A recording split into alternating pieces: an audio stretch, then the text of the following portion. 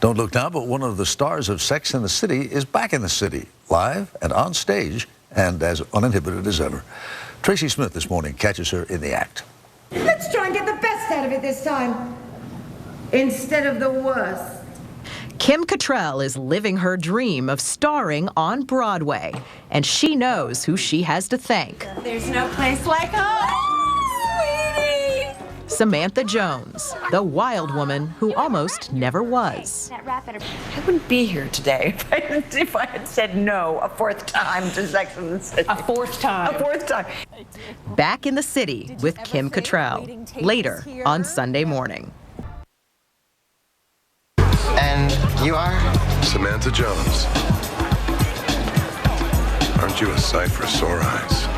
It's Sunday morning on CBS, and here again is Charles Osgood. Kim Cattrall could always grab our attention in the cable series Sex and the City. Now she's back in the city, only this time in person on the Broadway stage. Tracy Smith offers this Sunday profile. Hi, I'm Tom Ramey. I know who you are. Oh, I know who you are. To millions of people, Kim Cattrall will always be the one who put the sex in Sex and the City. Do you swing?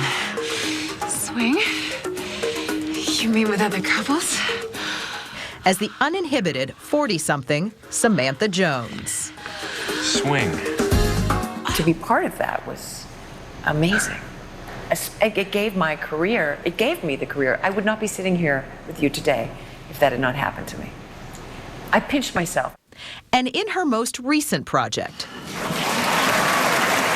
55-year-old Cattrall still looks, well, pinchable. I shall catch pneumonia, that's what I shall catch. But I thought, why not? Why not embrace, you know?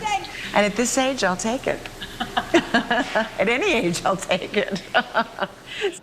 Cattrall is drawing crowds and praise for her role as Amanda in Noel Coward's Private Lives. I want you back again, please. Don't say another word. Written 80 years ago, it's a timeless romantic comedy about a sharp-tongued divorced couple who can't keep their hands off each other, even though they know better. I never have to see you again as long as I live! It's a physically and emotionally demanding role, and she does it 8 times a week. A lot of people say, why are you working so hard? I don't feel I'm working that hard. I'm having a great time. I'll leave you never, love you forever. Private Lives is now on Broadway after a run in London and Toronto. A fitting trajectory for Cattrall, who was born in the UK, grew up in Canada, and now lives in New York. We moved around a lot. You know, we were immigrants. It was really tough, very, very tough, especially for my parents. You know, I didn't grow up with heat in the house. She was bitten by the acting bug when she was 10 years old, playing a cold germ in a school play. And believe it or not, she still remembers the lines. Hooray, hip, hip, I'm postnasal drip. I am His Highness, the head-aching sinus. I woo with fluenza and rhapsy cadenza, and I think it's so much fun to make your nose run. And the show is called Piffle. It's only a sniffle. I mean, it's not Noel Coward. No, it's not Noel Coward. But it is rhyming couplets. 4 decades later, Kim Cattrall has a star on Canada's Walk of Fame. I mean, it's sort of an immigrant's dream, you know? I mean, to come to a new country and to be successful in what your dream is. I mean, that's pretty good. She moved to New York City to study acting when she was just 16 years old and was quickly snapped up by Universal Pictures, one of the last actresses signed to the old Hollywood contract system. After a series of TV roles, she landed a part in the 1980 movie Tribute with Jack Lemmon. Why didn't we go to bed together? Well, I can answer that, Will. It's the age difference. You're too old for me. Lemmon gave her some advice she carries with her to this day. Take things that scare you, kid, he said, and it'll pay off, because you'll learn. And I always remembered that. The boys' locker room always turned me on. Really? Yeah. Perhaps the movie Porky's wasn't exactly what he was talking about. Cattrall says she took the part of Honeywell, the sexy, sex-craving cheerleading coach, to pay the rent. It became this huge hit, and then suddenly I was the sexy sidekick girl. But I thought to myself, that's fine, I can work. You men, stop that! And work she did in Police Academy, Mannequin, Masquerade. You want me to put these on? I can't bite them off if you don't. By the 90s, she was pretty sure her days as a sex siren were over. And then along came Samantha. If you're a successful saleswoman in this city, you have two choices. You can bang your head against the wall and try and find a relationship, or you can say screw it and just go out and have sex like a man. When they came to you with the Sex and the City role, you turned it down at first? Yes, I did. I was in my early 40s, and I thought to myself, I can't do the sex bombshell anymore.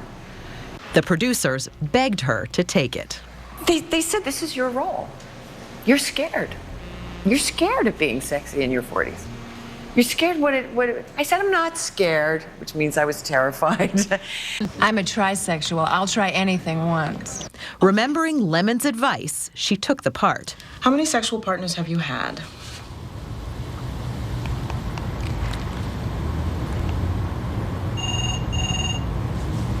I'm counting. And while her character certainly got her share of sex scenes played for laughs, Hello, 911.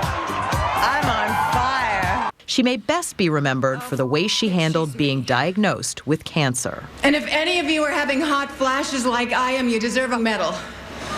Bad enough I lose my hair, now I have my face running down my couture. There was no victimization of that character and that disease and that condition.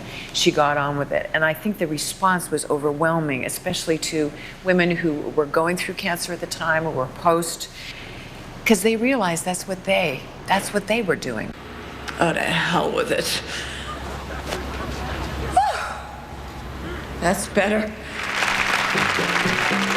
When the show ended in 2004, Cattrall wasn't sure what to do next. This great job was coming to an end, and my marriage was coming to an end, and my dad had been diagnosed with dementia. It was a really, really tough year, and I really needed to take a time out. As you might expect, her time out didn't last long. There's no place like home, sweetie. There were 2 Sex and the City movies. A small part in Roman Polanski's The Ghostwriter. Right. Should we make a start? And then she took a starring role as an aging porn star in the independent film Meet Monica Velour, for which she had to put on about 20 extra pounds. It felt really good. Scary. Even gaining the 20 pounds? Oh, that was fantastic. That was great. That was the best part about it. Because, most of us, we've been on a diet for 20, 30 years, Now, Cattrall says she's back in fighting trim and a better actress than she's ever been. But she's aware of the sacrifices that got her here. It's always that question of, can you have it all? Especially for us women, because... How do you answer that? Well, I don't believe you can anymore. Did you want to have kids? I think I always thought I did, yeah. I mean, I didn't imagine my life without having kids. It was just something that I thought, well, I'll do it a little bit further down the road, and a little bit further, and a little bit, and then... Like the character she's best known for, Kim Cattrall is taking it all in stride. On the personal side, what's going on now, relationship-wise, for you? I'm really enjoying being single. And taking a few notes from my little Samantha here and there, I'm picturing a swing. No, nothing like that. Nothing with acrobatics involved. Just a real kind of positive state of mind of,